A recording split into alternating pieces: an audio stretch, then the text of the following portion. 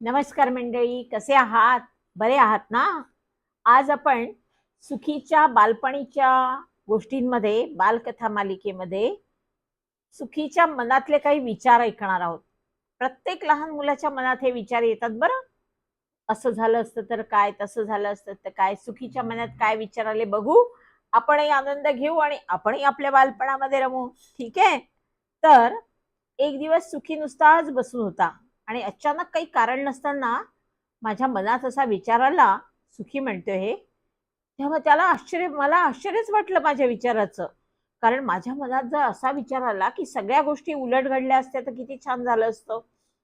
उदाहरणार्थ, जर सर्व कामांचं प्रमुख पण मुलांकडे आले आणि मोठ्या माणसांना मुलांचं ऐकावं लागलं तर, थोडक्यात मोठी माणसं लहान मुलांसारखी आणि लहान मुलं मोठ्या माणसांसारखी झाली तर काय मजा आली असती ना. पहिली गोष्ट म्हणजे मी कल्पना करू शकतो की आईला मी माझ्या इच्छेप्रमाणे आज्ञा देऊ लागलो असतो आणि तिला ते गीतपत आवडलं असतं. आणि बाबांना सुद्धा. आजी तर सगळ्या दिवसभर रडलीच असती. मी त्या सगळ्यांना ताकिदी दिल्या असत्या. उदाहरणार्थ, आई जेवायला बसली की मी तिला सांगितलं असतं, ब्रेड शिवाय नाश्त्याची कुठलीही पद्धत, कशाचे डाएट अँड फाईट, कसले फॅड करते तू? हा, कोणती फॅशन करायची आहे तुला? काही ना काही नवीनच. जरा आरशात बघ आपला अवतार, नुसता हाडांचा सापळा. खा पटपट, सगळं संपवायचंय. आणि ती खाली मान घालून जेवू लागली असती. मी तिला नुसतं हुकून सोडेल, टंगळ मंगळ करू नको, खा भराभरा. कुठल्या विचारामध्ये गुंतलीस तू? सगळ्या जगाचे प्रश्न सोडवते की काय? चावून खा नीट. आणि खुर्चीवर पाय अजिबात हलवत बस नको. एवढ्यात बाबा कामावून घरी आले असते तर मी त्यांना अंगावरचे कपडे उतरायच्या आतच ओरडलो असतो, वा आलात, सदा तुमची वाट बघत बसावं लागतं. ताबडतोब हात धुवा, नीट खसखसून धुवा, अजिबात घाण ठेवायची नाही. तुम्ही हात पुसल्यावर त्या टॉवेलकडे बघवत सुद्धा नाही. ब्रशनी छान हात घासा आणि साबणाची काटकसर करू नका. नख दाखवा बघू. छिची, ही काय नख म्हणायची? पंजेत पंजे. कात्री कुठे आहे? थांबा, चळवळ करू नका. जपून नख कापून देतो. नाक कसलं सुरसुर करता? लहान मुलगी नाही तुम्ही. बसा आता टेबलापाशी. बसताना बाबा हळू आवाजात आईला विचारते, कशी आहेस ग तू? ती सुद्धा हळू आवाजात म्हणेल, ठीक आहे. आज बघा ना याला काय झालंय. मग मी ताबडतोब गरजेन, टेबलापाशी बडबड बंद, जेवताना वटवट करायची नाही. कायम लक्षात ठेवा कडक कडक नियम, बरं का बाबा? ते हातातलं वर्तमानपत्र ताबडतोब खाली ठेवा. तुम्ही ना मला एक शिक्षा आहात, शिक्षा. मग ते दोघे माझ्यासमोर उंदरासारखे चुपचाप बसतील.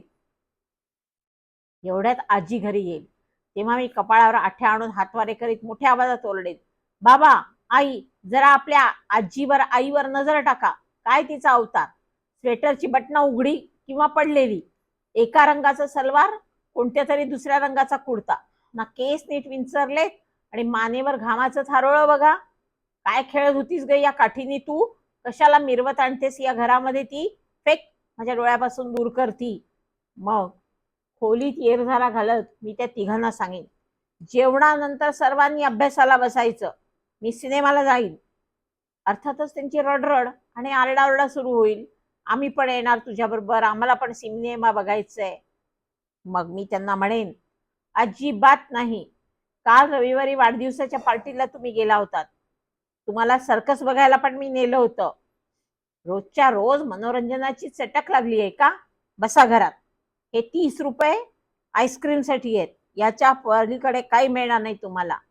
आजी कळवळून म्हणेल, अरे निदान मला तरी घेऊन चल. प्रत्येक लहान मुलाबरोबर एक मोठं माणूस फुकट नेता येतं ते तिकिटावर लिहिलं असतं. पण मी म्हणेन, हा चित्रपट 70 वर्षावरील लोकांना पाहण्यास बंदी आहे. बैस घरात, भटकी कुठली. मग मी मुद्दाम टाचा आपटत त्यांच्या समोरून जाईन. त्यांचे डोळे पाणावलेले आहेत, इकडे जणू लक्षच नसल्याचा बहाणा करीन. आरशासमोर खूप वेळ नखरे करत, गाणे गुणगुणत कपडे घालीन. यामुळे त्यांचा आणखी छळ होईल. मग जिन्याचे दार उघडत मी म्हणेन, पण मी काय म्हणेन याचा विचार करायची मला संधीच मिळाली नाही. कारण तेवढ्यात आई आली, माझी खरीखुरी जिवंत आई, आणि म्हणाली, अजून बसू नये सुखी तू, ताबडतोब खायला लाग. जरा अवतार बघितला स्वतःचा, नुसता हाडांचा सापळा. काय बोलणार? जर तर दिवा स्वप्नच होतं सगळं.